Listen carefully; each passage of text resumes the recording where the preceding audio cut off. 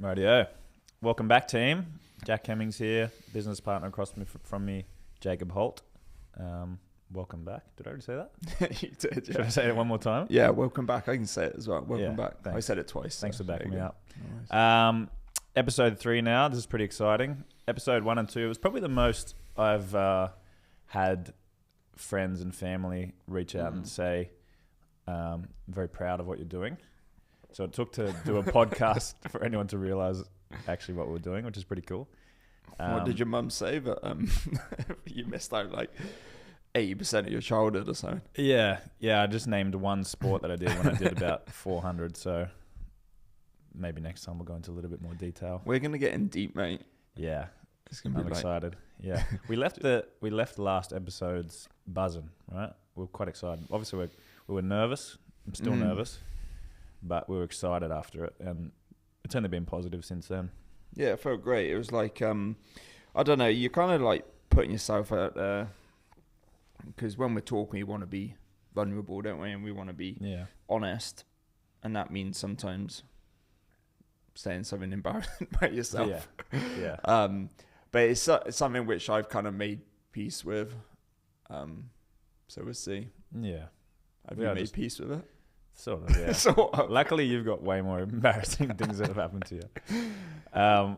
Before we get into our episode, we'll go over our sponsor, which we're yet to secure anyone to sponsor us, but Southend merch, obviously. No, it's not really our sponsor, but we are both sporting it. I wear this every day. Not this exact shirt, but the kit. Live and breathe it. You got a hat on and a shirt. Yeah, the hat's and the pants. The hat's sick. I do love this oversized tee. So I've got a extra large. Extra large. So I weigh about 92. Just to give people a reference, but it's a good size. And I've got girl arms. Yeah, skinny arms. So definitely loose on me. Not tight on my arms. Long sleeves. Don't have to worry about that issue. Yeah, and we both got the tracky pants on. So, but merch on southendcrossfit.com.au. Yeah, merch store. Check it. Feels quite cool, doesn't it? To have that. But more and more people are using it, which is nice. Good to see. Alrighty, enough of that shit. So, episode 3, our plan for today is that we're going to talk about our individual experiences with CrossFit as a sport training methodology. Jacob's been in it for a few more years than I have. Considerably fitter over that time. But we both enjoyed it, and it's shaped our training and where it's been to since then. So I was going to start with you, mate.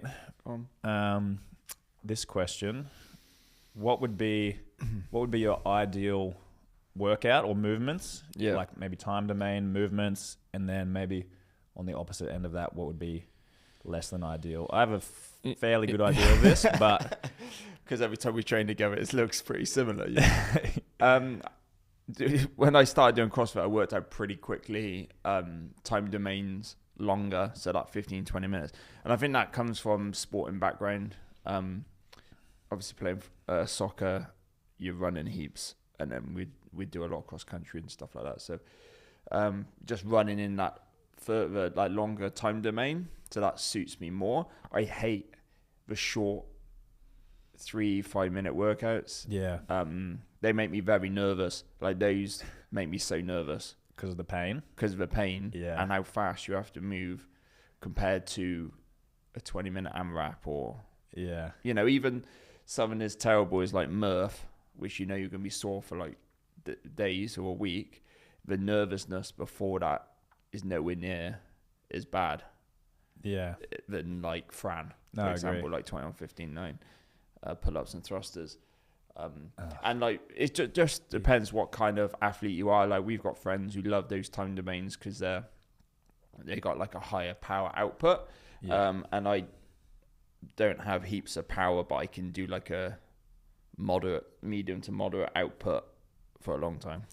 Yeah, I agree. You've always been very good at hurting, especially when it's like sustaining it over a longer period, like you're saying. Yeah, so it's like I don't know, like light to moderate muscle contractions over and over and over again. I'm not too bad at. But as soon as it gets sort of like heavy, or it's like related to that power, I guess, like when you've got like UFC fighters when they got like knockout power, like a McGregor knockout power, but then obviously his gas tank isn't sustainable. Yeah. And then you've got your Diaz sustainability. Yeah. That has never knocked anyone out, I don't think. Yeah. Slightly less brain durability. Yeah.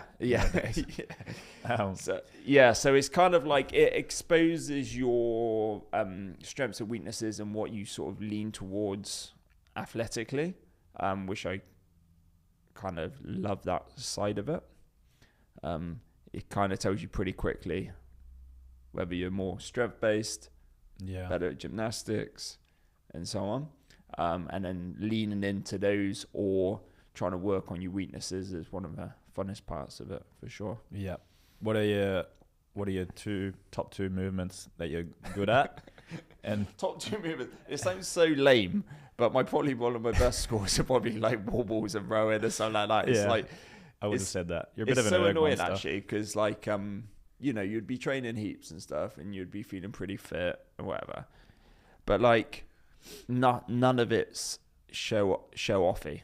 So none of it looks that impressive. So like it'd be like, so for example, it'd be like a 20-minute AMRAP of rowing and warbles. I'll be able to go a little bit faster in the last like 3 minutes. Yeah. You know what I mean? Compared to people who can snatch 100 plus kilos is an impressive feat. Yeah. You know what I mean? So I've always been very jealous of people who have that sort of explosive power, so you can just do cool shit. Yeah. Whereas I'm more like, last 2 minutes of workout, oh look, he's still holding the same pace. Like no one gives a fuck. You know what I mean? Yeah. But it is what it is, mate. That is what I've been dealt with. So I'm trying to lean into that more nowadays. Yeah, it's worked out okay for you. It's funny with that your strengths, and you are very good at them, and you're pretty consistent across the rest of the stuff as well. But if it comes to like a competition or something like the Open, someone who's just started CrossFit, but they're a bit of an erg monster, they can sort of get a similar score to you. Yeah. Those sorts of workouts, which is very frustrating. Because they're like lower skill, you mean? Yeah. Yeah. And some people can just hurt like that, like yourself. Yeah. But like after all that training, you'd think it'd be something cool when you like ring muscle ups and squat snatching, but unfortunately, it's not. Just rowing and wobbles. So would that be a pretty good indicator of your two worst movements? Like what you dread the most? Yeah. I think another thing where people get into CrossFit is that areas they get exposed with would definitely be like mobility side of like hitting positions. Like you, for example, walked in and never snatched before and squat snatched 60 like perfectly. I remember that, and I was just like, I hate you a little bit because it looks so. Because you can hit that overhead squat position so comfortably with an open chest and externally rotated shoulders like quite easily. Whereas you see it all the time with people coming into the classes, don't you? Especially with beginner classes and so on, trying to get a guy to take a bar overhead and then squat, or even just squat full depth without putting their arms overhead. But range of motion overhead seems to be definitely a sticking point for males. I agree. In general. Yeah. And especially when you've loaded that up to since 17 benching. Yeah, exactly. You know, like just doing all these small controlled contractions without really lengthening the muscle groups. You're just trying to keep them in this small contracted state to develop growth. Then trying to take your arms overhead and open that overhead position. Yeah. Never felt good for me. Yeah. From day one to now, really. Yeah. It got better. It definitely got better. I saw it get better. But that you can never, it's very hard for someone to walk in, say, like yourself, who has that natural body position, and for someone to like not even be able to do it with a broomstick. Their next year or 2 years could be trying to squat snatch 60.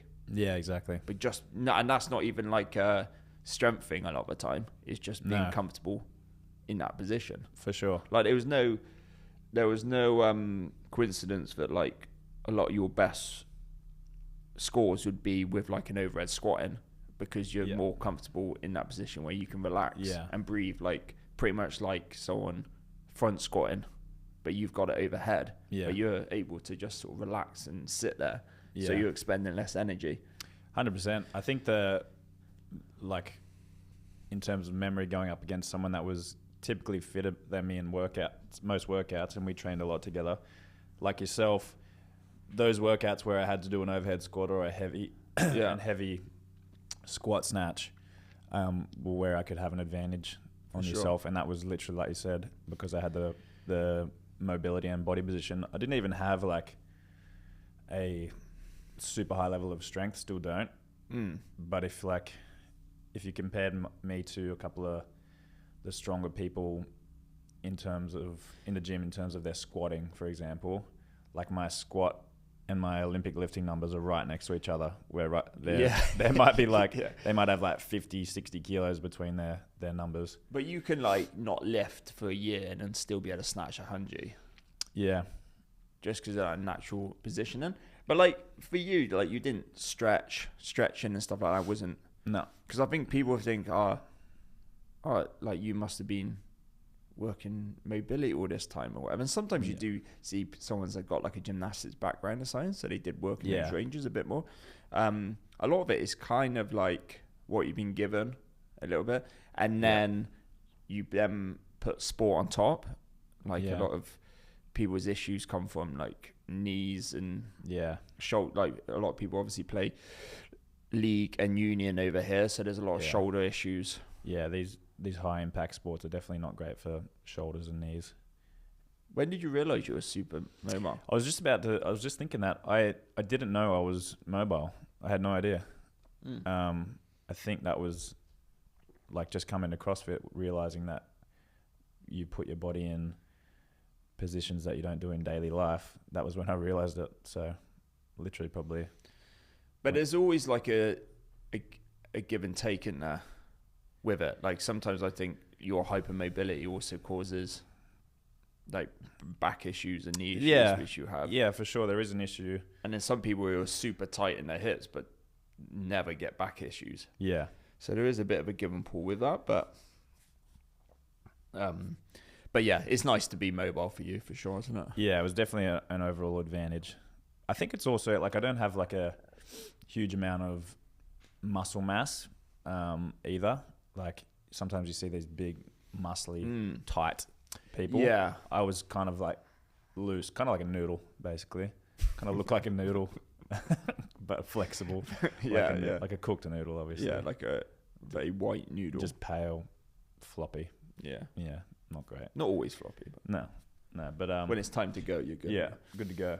No, it was definitely an advantage in those things. But like that's so true with like those Ollie lifts you're talking about. Like when you see someone, you're like, fuck, he's gonna be able to snatch 130 because he's super jacked. Yeah, and then he's struggling with like 80 just because he can't mobility wise. Yeah, and it's like it's the smaller, like the higher level comps you go to. It's like remember watching Down Under Championships a few years ago, and it was super jack guy. There was over a squat, 100 kilo over squats for reps at the end of the workout. And there's a super jack guy, and he's struggling like mad to get overhead. Yeah. And this guy, he's probably, I don't know, like 75, 80 kilos. And this other guy's probably like 90 plus. Yeah. And just snatches it beautifully and just finishes off the overhead squats. Yeah. Because of technique. And 100%.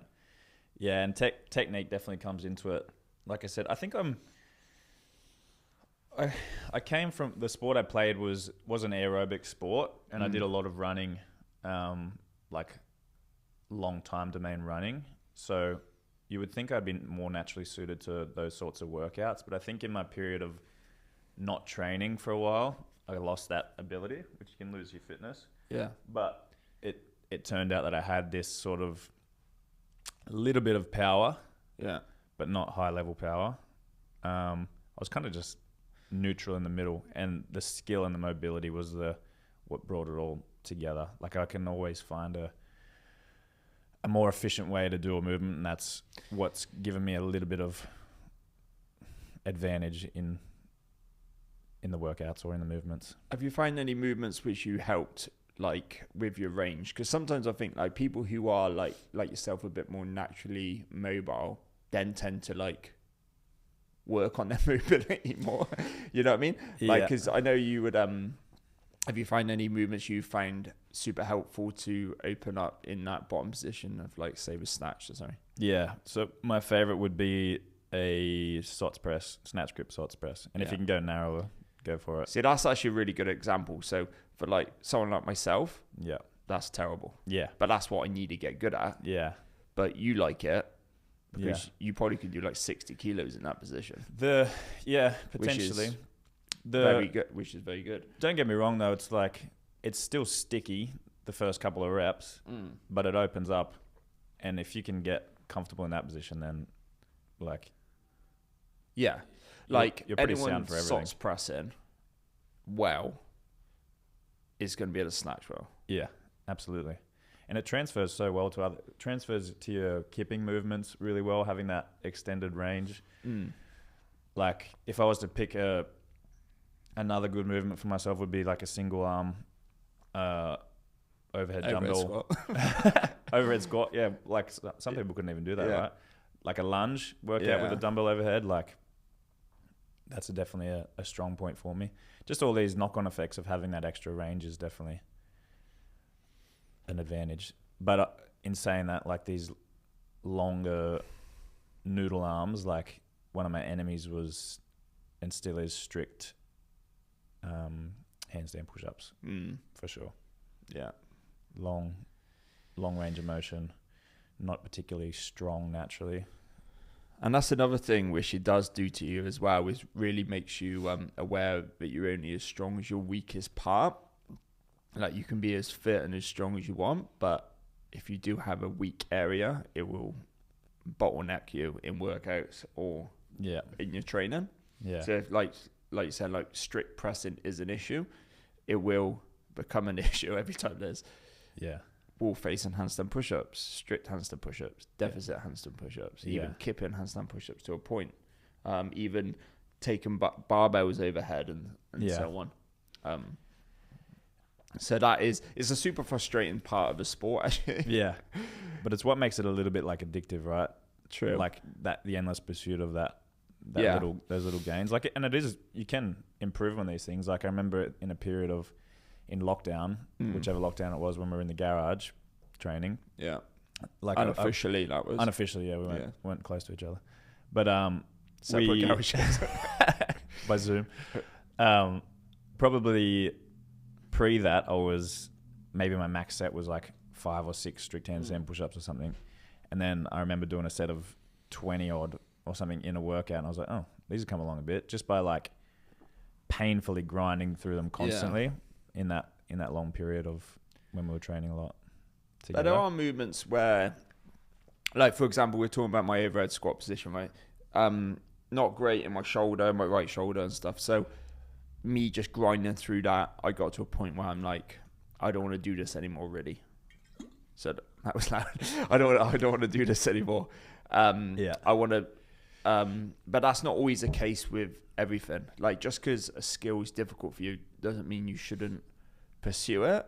It's just how it kind of feels on your body. If there's a reason why it's not feeling great, say if you're squatting deep and there's just a hip impingement or something like that, it's trying to either try to work through that and rehab it, or like we've got cases where a lot of members where they've had, knee recons or Achilles issues and stuff, and it's just never gonna be perfect 100%, but that's also fine. Like it doesn't mean that then, oh, I can't do all this training, I can't do CrossFit. It's just like I'll never squat snatch again now, but I will power snatch and push that quite heavy, and that's okay. You know what I mean? Yeah. Like 100%. You can still get a great workout.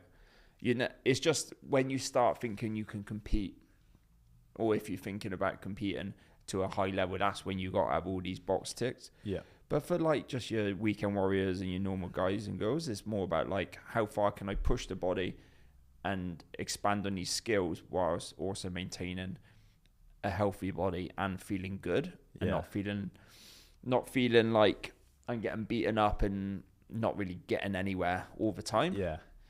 Yeah, it's like it's like figuring out why you're actually training. Like if you come in, like what's your priority? Yeah.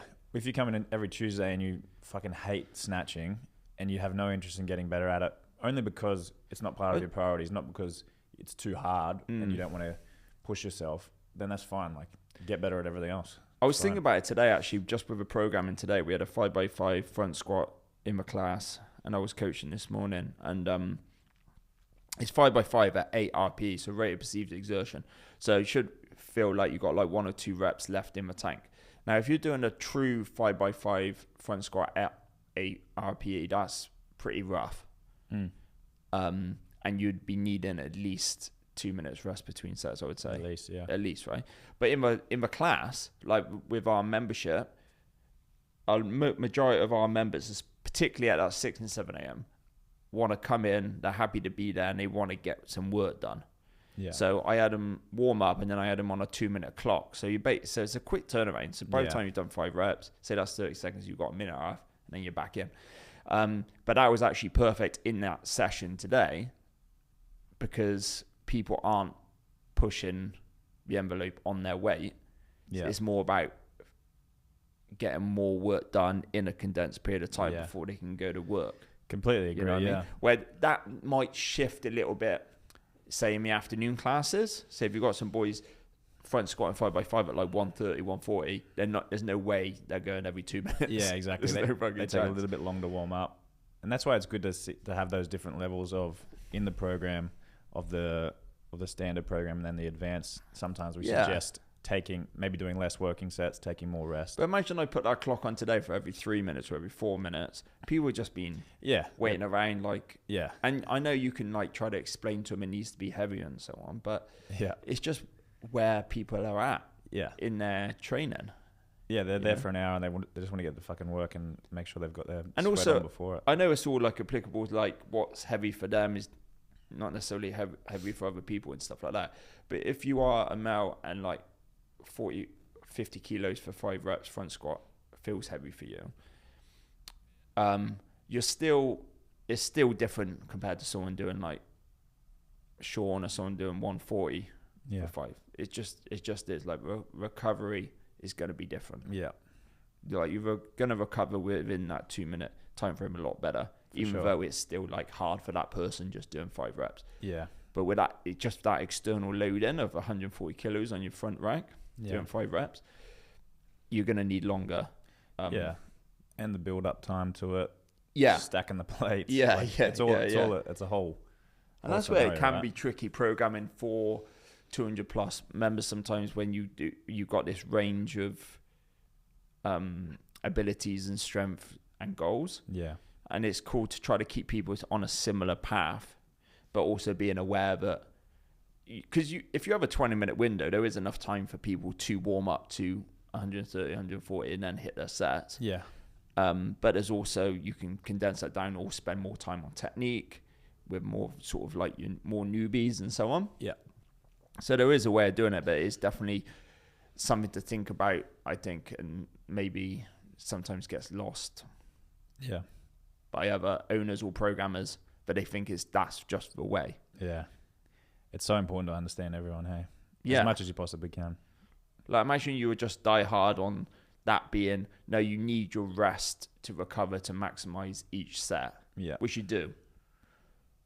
But for Tracy, who's doing 35 kilos, she doesn't need 4 minutes rest. Yeah, exactly. She'll feel like she's wasting time. And she can't go heavier because her knees a little bit, and so on. So knowing her, she was probably doing a superset with like strict handstand push-ups because she's an animal. Like she's just adding in her own extras. Yeah. Yeah. And I think there's a little bit of ego attached to that with programming, aside thinking that is the only way to do it and that is the correct way to do it. And it's just not the case. And I think just being able to move around and just being able to adapt it a little bit is something which I think we've got better at with over time. Because you can get a bit sort of like focused on this is just how it's written and this is just how it's been done. Or like if coaches sort of like changed it a bit, I'll be like, you can't change it, you know what I mean? Yeah. Whereas now it's like, trust the coaches are changing it for a reason. Yeah. And they're in it. So you don't really know how something goes until you see it, right? Yeah, exactly. And see how the workout plays out. And then it's like, oh no, they've changed it for that reason. So yeah. Yeah, completely agree. What about injuries, mate? Any of those of your period? CrossFit gets obviously a little bit of a bad rap for injuries, but I would like people to understand that my approach to this is I agree that there probably is a lot of injuries from CrossFit, but there's a lot of injuries from any time you get up off your ass off the couch. Eventually, you may not hurt yourself sitting on the couch yet, but you will one day when you're in hospital because you haven't trained your whole life. But also, there's probably some bad coaching that's responsible for injuries. Yeah, or definitely there is. So I think it's just about making sure that you're breaking down that barrier of how difficult things can be and making it really achievable for different levels of people. And that just comes down to having a knowledgeable and experienced coach to allow that entry without being injured. Because a lot of people might just come in, like you said with the pre-existing mobility issues or sports injuries, and then they'll probably just give up as soon as a niggle comes along. What's your experience with injuries in yourself, and has it taught you anything? I know for myself, it taught me a lot about my body getting injured. Yeah, I think CrossFit from a training methodology doesn't really promote. Is safe. Yeah, it's when you start crossing over towards competition level CrossFit is then when it starts getting a little bit more dangerous, because basically when you're at that level, it's basically a sport really. Yeah. And once you play sport, like we both have, injuries are very prevalent. You take more risks, right? Like how many times have we played, like I speak to my mates now, like in their late 30s, and they go back playing football, soccer, and they're injured after the first game. Yeah, no shit. You know, shout out to Marcus who ruptured his Achilles after 20 minutes. But you know what I mean? And it's like people aren't saying, oh, soccer's dangerous. Yeah. Because it's a sport. Yeah. And I think that's sometimes where the confusion of CrossFit comes, because it's for sport or fitness, but everyone in the 6 a.m. class this morning isn't doing it for the sport. Yeah. They're doing it for the training methodology 100%. To get fit and to get stronger. Yeah. And it's fun and it's enjoyable and it's community and culture and so on. So I think that's where it can get a little bit lost. So just as a training principle, it's good. Like injuries wise, like I've been getting into a lot more running recently, and I'm telling you right now, running is way worse. Yeah. Running is so bad. Like I've always given up a few times on it, and I've still got, like, I've been running consistently now for a year. I've stuck with it, but I've still got niggles. I've got a bit of plantar going on in both of my feet right now. And physios would tell you the stats reflect that, right? Running. Oh, physios love runners. Yeah, they get hips. People just get up and they think they can run. Yeah. It's not coached. There's no preparation. There's no muscle activation. Since running around a year, right? Shin splints in my left shin. I have a plantar left and right. ITB a bit on my left. Hip flexors. Right and left. I've had a bit of knee issues as well. Yeah, right. And that's just in a bit of hammy as well. And that's just in a year. Yeah. It's not. I'm not sprinting or anything. You know what I mean? Yeah. And like you said, it's not super cool anyway. There's no highlights really. No highlights in that. So like and like you said, when people get into then training CrossFit, a lot of the time it is, like you said, like an existing injury, which just gets sort of exposed from it.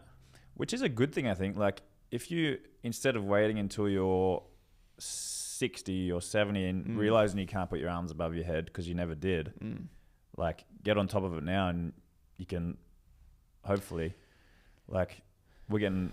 And what's the other option? Yeah, exactly. What is the other option? You just don't do it. Like that's a much worse option. Yeah. To scale or go super light or just go dumbbells instead of barbells or whatever it is. Yeah. To find something which works for you. Yeah. People get a bit embarrassed that they have to sub things out because it's not written on the board. And I think that's another thing we're trying to change that concept of, is just that, like, there's no shame in scaling or changing what's written on the board. I love it. Whereas, and then that's goes back to also having that advanced option. Whereas if you're doing advanced, you should be doing it as it's written. Yeah. Because it's advanced. Whereas like RX, change whatever you need to do. Yeah. Work with your to coach. feel good. Yeah. We will literally find a substitute for everything. We just had a 74-year-old sign up. And as you'd imagine, he didn't have any exercise experience except for tennis. So never done weight training really in his whole life. So as you can imagine, there's a few substitutes required, but we're literally finding it now. He's loving it, which is mental. So good. I love it. It's a bit scary, wasn't it? Like intensity wise and stuff, because it can be obviously intensity is a big part of our training, and you just but he's been great so far. Yeah. You just have to be aware of it. Like it's, and like you Does said, anything surprise you when you like training with him? Because I know you spent a couple of one-on-ones with him and stuff. It was certainly obviously the most risky. Like if you didn't pay attention, for sure. Like he couldn't put a 2.5 kilo plate above his head on one side from a pre-existing injury. But we've worked around everything. He's squatting now. He's squatting with a barbell. He's on the machines. Like he's getting his heart rate up. And like you said, what's the alternative? Like, and also you say risky. This kind of what annoys me as well is that people perceive CrossFit gyms to be like dangerous and advanced. And it's like this Alex who's 74 coming in. I would say that's way less riskier than going to a fitness first and getting chucked in a pump class, or 1,000%. You know what I mean? Like these gyms where they don't give a fuck. They're just there to get paid. Whereas like this is our life and this is what we care for. So like for you were like buzzing after those sessions, weren't you? Because like if someone like Alex can enjoy our gym, like we always feel like we want everyone to enjoy the space and enjoy our training, and we always feel like that. But sometimes, you know, it is a worry that, you know, is what we're doing too much, or is it going to be? Is everyone going to be able to enjoy it? But then you get feedback from someone like Alex, and you're like, oh yeah, we're on the right path. I was so fired up. Yeah, you were. Yeah, it was great. And now, what you planning in the gym at the moment? Yeah, so with one of our coaches, Colleen, she's 50 herself, I think. She's a beast. She's a beast. Yeah, she was a national level triathlete in her time, CrossFit animal. She's qualified in every single thing you could think of, including masters training. So we're just developing a over 50s longevity CrossFit class structure to add to the. So we're just gaining interest at the moment for that, and we're putting all that together, working out some programming for it. And so us saying that CrossFit is for everyone, we're not just saying it and using that CrossFit classic tagline. We're actually fucking making it happen, which I feel great about. Yeah, mate. Yeah. It's got me excited, though. Yeah, I know. Over 50s. Yeah, you might be there. Jump in. I'll be jumping in, mate. I'll be jumping in there. 100%. So in terms of, maybe we'll just, I don't know how we're going for time. Yeah, 34 minutes. Yeah. So maybe just we could go over some memorable workouts or achievements maybe in your own training. So one which definitely, as soon as you said that, one which stuck in my head, it was open workout. I'm not too sure what year, maybe 3-4 years ago, but it was the last workout of the open, and it was this was back in the day when there was 5 weeks, which was fucking brutal, and they've reduced that down now, which I'm happy around about as an affiliate as well, because it was hard for 5 weeks. Completely agree. But the 5th week is always notoriously brutal, and with like thrusters and chest to bars and so on. So this workout had ascending ladder of chest to bar pull-ups and thrusters, and notoriously that would be quite a good workout for me. So there was a bit more like, the better the workouts are usually in CrossFit, the darker you go, because you're able to push. Yeah. You know what I mean? Whereas if there's a sticking point, it just reduces intensity and so on. And our old a coach Emily Fennick used to coach for us, and now she's a beast herself and being a Torian and so on. And she was like, I got her to judge me because she's a savage judge. Just like, don't take any bullshit, you know what I mean? And she's a really good judge. So we're doing it, and it was early. I got in there. I think it was actually redoing it, I think, on Monday. So I must have done it on Friday, redoing it on Monday. And it was 7 a.m., I think, 7 a.m.-ish. This was before we had a 7 a.m. class on. And I'm doing it, and I get it done. I think I beat my score from Friday, but I push, and I get to that level where I'm just like, I push to maximally, I would say. You know, where you sort of like black out, black out a little bit, and you don't have any head noise because you're just hurting. Yeah, and you're pushing through. You start ringing a little bit. And I go outside in front of a gym, and I'm just like, stumbling out. It's like 7:20 in the morning or something, and I just like go down onto my knees, like onto the gutter, and just throw up into this gutter. Ooh. And I'm just sat there, and there's just like puke down in the gutter, just like by my feet, and I'm just like dying. Yeah. Shirt off, knee sleeves on, you know, all the clobber grips on, all the clobber on, but my shirt's off though. And this older lady, who's, you know, fair to say obese, not like the healthiest lifestyle, comes over to me because she's just been at Jenny's, the bakery, best chicken snitty in Maruba, by the way. And she comes over to me, and she's got a bottle of V in her hand and a pizza slice. You know those like circular pizza slices. And she's eating it. I like look up because I feel someone behind me, and she takes a bite of this pizza slice and looks at me and just shakes her head and walks off. And I was just there, and I'm in a low point anyway. Yeah. Like, I'm dying. I've just puked up outside. Like I'm dying, and then this lady's judging me like I'm a piece of shit. Yeah. She's very ironic because you know she's like not the healthiest, obviously, and having a bottle of V. And a pizza slice. But yeah, that always sticks in my memory. Just particularly the look and the shake of her head. It was like a slow mo shake.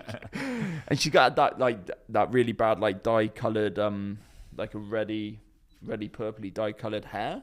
You know, that dyed hair which has been like left in for like months and it's like kind of like out but still there. But somehow she was better than you still. Yeah, 100%. She thought if she thought I was like drunk or I don't know. Wow. But I mean, interesting. 7:20 in the morning. Sure. I've seen worse things on the street. Yeah, for sure. Yeah. What about yourself? Yeah.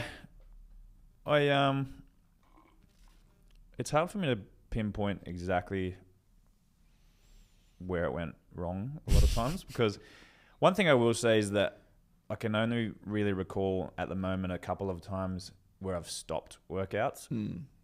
Both of those were with you, and both of those were in your domain, which was just one of my favorite things to do. I know it is. Put you into I know it is. It was rough, but just thinking about it, the Bergeron beep test. Is that what it's called? Bergeron. Oh, was that? Is it Bergeron? Burpees and roller calories. It's an alternating EMOM, 15 and 15, I think. Yeah. I think it's 15 cows 1 minute, 15 burpees over the roller. For 30 minutes to complete it. Yeah. It's a brutal test, yeah. Yeah. I stopped that. That was memorably pretty bad. Mate, that's terrible, yeah. I don't know if you ended up finishing it, but you were upset with me that I pulled off so early. Yeah, I was, because I knew it was going to be terrible. You pulled off at like 11 minutes or something. I was like, mate. Yeah. I can remember when I like to pride myself on my movement quality, and I can remember failing that last what was it, the man maker cluster dumbbell thing at that eco comp we did together. Like that was the first time I think I've failed a rep, like because of pure capacity. Fatigue. Yeah. Which I'm happy that I pushed to that level, but we done it right in that. Yeah, but we would have won the workout if I hadn't failed it. Yeah, I stood up out of the cluster or thruster or whatever it was with these dumbbells and just couldn't get them overhead, which is something I pride myself on. I remember an open workout last year before that, when it was like thrusters and bar muscle ups, and your quads had like pumped up so much you could barely like even jump up to the bar. Yeah. And when you came off the bar, your legs were like buckling under you, wasn't it? Yeah, I do that to myself every open year. I have a bit of an off season over Christmas and then expect to be the same level the next year around. In terms of what's like one moment that stands out as a really positive moment or outcome or achievement in fitness? It's not, I don't know. I have a tendency just to always, it's something I'm working on, but a tendency to always focus on the negative, like training wise. I always think I don't know. For example, we done High Rock Sydney last weekend, and we done it the year before. So this is the second time I've done it. And if I got the time I got this year, last year, I would have been fucking over the moon. I would have been so happy. But this year, I still feel like a fat piece of shit. You know what I mean? Like, I'm still like, I find it very hard to, because the truth is, we are all shit. Yeah. And it's hard. And I'm jealous of, it's something I'm trying to work on, but I am jealous of people who can just really enjoy the process of it and be really happy with their time. And it doesn't help when we have really fit friends. Like I got a pretty good time, but my Musgrove beat me by like 5-6 minutes. And it's like animal. Yeah, and he is particularly fit, but you just always like, there's always that comparison in there, and it's a nightmare. You try not to focus on it, and you just try to be happy. Oh yeah, you've done really well. Last year you got this, and this year you got that. Yeah. That means you've improved. But there's always that nagging, and inner voice calling yourself a fat piece of shit. At least the fire's still burning, right? True. Like you're encroaching 40? Mate. 40 odd? Not yet, but just getting started. It's pretty good to have some fitness goals at your ripe old age. Like we're talking, like going into that time domain, there's no reason why you can't keep improving for the next 10 years. Yeah, why not? Why not? If you focus on more that short power output, that's where it definitely suits you younger. But